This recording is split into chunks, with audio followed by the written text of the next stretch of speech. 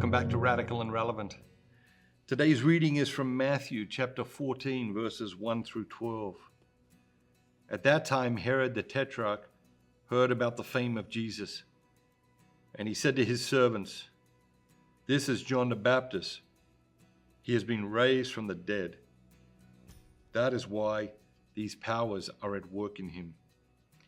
For Herod had seized John and bound him and put him in prison, and for the sake of Herodias, his brother Philip's wife, because John said to him, "It is not lawful for you to have her." And though he wanted to put him to death, he feared the people, because they held him to be a prophet. But when Herod's birthday came, the daughter of Herodias danced before the company and pleased Herod, so that he promised with an oath to give her whatever she might ask. Promised by her mother, she said, "Give me the head of John the Baptist here on a platter." And the king was sorry, but because of his oath and his guess, he commanded it to be given. He sent and had John beheaded in the prison, and his head was brought on a platter and given to the girl, and she brought it to her mother. And his disciples came and took the body and buried it. And they went and told Jesus. What jumps out at you today? It's a fascinating reading.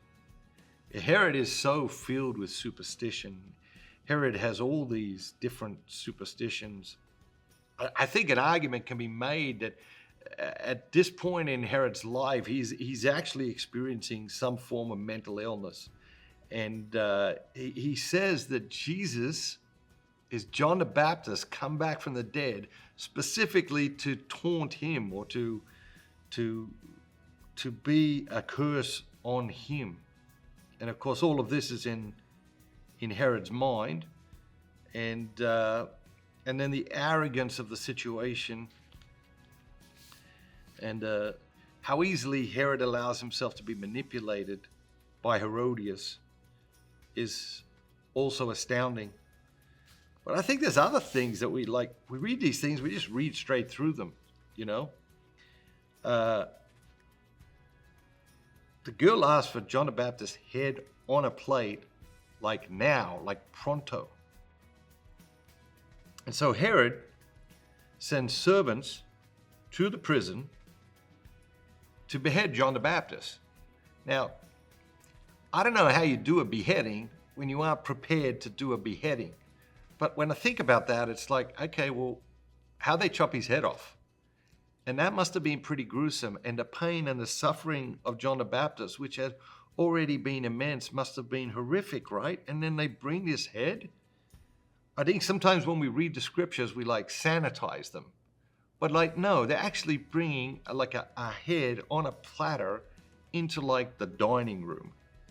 And the gruesomeness of that is, I think it's necessary to understand the lunacy of this situation.